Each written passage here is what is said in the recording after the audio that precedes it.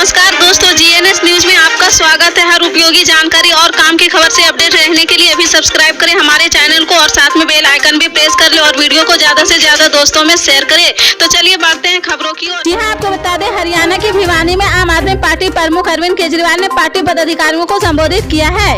इस दौरान दिल्ली के सीएम केजरीवाल ने 1 सेशन 1 इलेक्शन पर भी बयान दिया है। सीएम अरविंद केजरीवाल ने कहा कि 1 सेशन 1 इलेक्शन बीजेपी का नया शिगुफा है। साथ ही उन्होंने कहा कि 1 सेशन 1 एजुकेशन और 1 सेशन 1 इलाज होना चाहिए। अरविंद केजरीवाल ने कहा कि कल से बीजेपी वालों ने नया शिगुफा छोड़ा है। 1 सेशन 1 इलेक्शन से हमको क्या मिलेगा?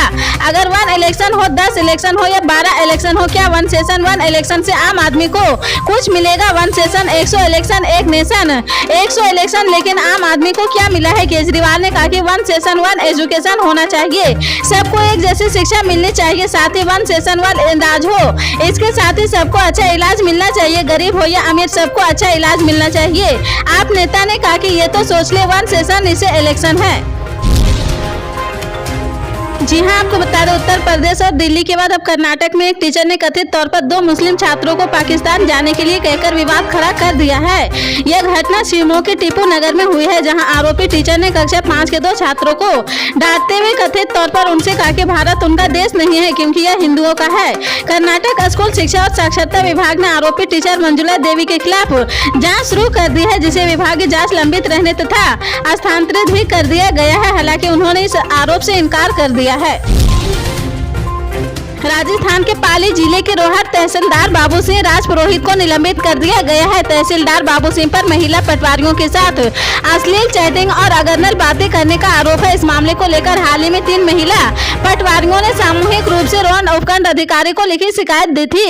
उसके बाद बाबू सिंह को 3 दिन पहले एपीओ किया गया है। उसके बाद अब शनिवार को सस्पेंड कर दिया गया है। बाबू सिंह का हाल ही में रोहट तहसीलदार पद पर तबादला हुआ था। वह 2 साल बाद रिटायर होने वाला है। झारखंड की राजधानी रांची में करोड़ों की सरकारी जमीन को हड़पने के लिए एक बड़ी साजिश का खुलासा हुआ है।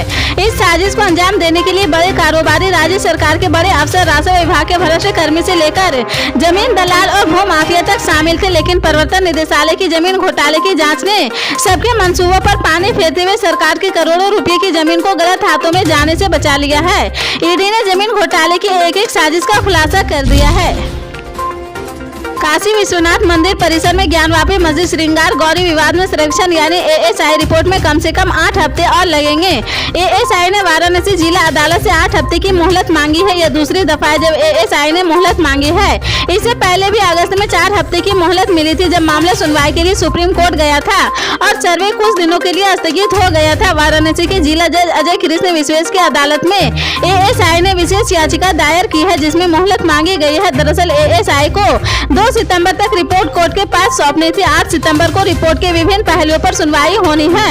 रिपोर्ट के बजाय एएसआई ने तो अर्जी सौंप दी है, जिसमें 2 महीनों की मोहलत बढ़ाने की गुजारिश की गई है। एएसआई को जांच शुरू किए शनिवार को 28 दिन पूरे हो गए हैं। असम में बहु विवाह पर प्रतिबंध लगाने के लिए प्रस्तावित विधेयक के लिए राज्य सरकार ने लगभग 150 सुझाव प्राप्त हुए हैं। इनमें से केवल 3 में इसका विरोध किया गया है। इस संबंध में जानकारी देते हुए मुख्यमंत्री हेमंत बिस्वा शर्मा ने कहा कि प्रस्तावित कानून का आखिरी मसौदा अब शुरू होगा और अगले 45 दिनों में पूरा हो जाएगा।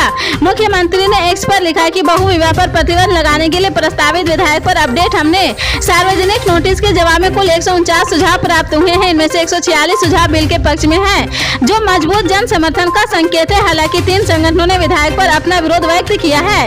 अब हम प्रक्रिया के अगले चरण की ओर बढ़ेंगे, जिसमें अगले 45 दिनों में विधेयक का अंतिम मसौदा तैयार करना है, जिसमें लव जिहाद का मुद्दा भी शामिल होगा। मुझे उम्मीद है कि दिसंबर में हम इस विधेयक को राज्य विधानसभा में पेश करने में सक्षम होंगे।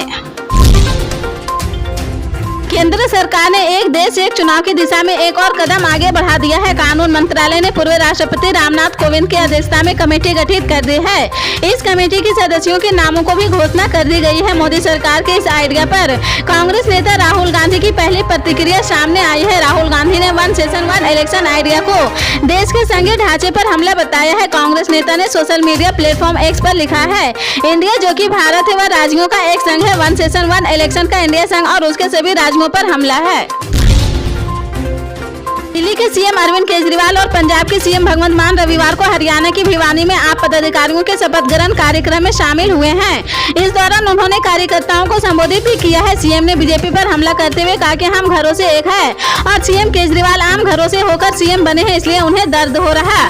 सीएम मान ने कहा कि पार्टियां 4.5 साल तक आपको लूटती है और फिर 100 रुपये का सगन देकर कहती कि जीते रहो, जुग जुग जियो। फिर चुनाव आने वाले हैं, आपके घर के कुंडे खटखटाए जाएंगे, आप भी बदला लेना। घर का कुंडा मत खोलना, आप भी कह देना कि आज हम घर पर नहीं है, इलेक्शन के बाद आना, ताकि उनको पता चले कि किसी घर से खाली वापस जाने का कितना दुख होता है। पंजाब के सीएम मान ने आगे कहा कि इन्होंने ठेका ले रखा है कि 5 साल में 5 साल तो मैं 5 साल तो कुछ नहीं कहूंगा, तो मुझे कुछ मत कहना। पब्लिक का क्या है, हम पब्लिक से हैं, हम घरों से हैं, इसलिए उन्हें दर्द हो रहा है कि आम घर के बच्चे मंत्री और मुख्यमंत्री कैसे बन गए हैं। हमारे बच्चे और भतीजे मुख्यमंत्री बनते हैं, ये तो मिन्नतें करने वाले थे, कैसे सीएम बन गए। ये बारी बारी अरविंद केजरीवाल ने तोड़ दी है, इसी का दुख इन्हें है। पल पल के अपडेट जानने के लिए जुड़े रहें आप अपने GNS न्यूज चैनल से। मिलते हैं अगली बड़ी खबर के साथ, तब तक के लिए जय हिंद।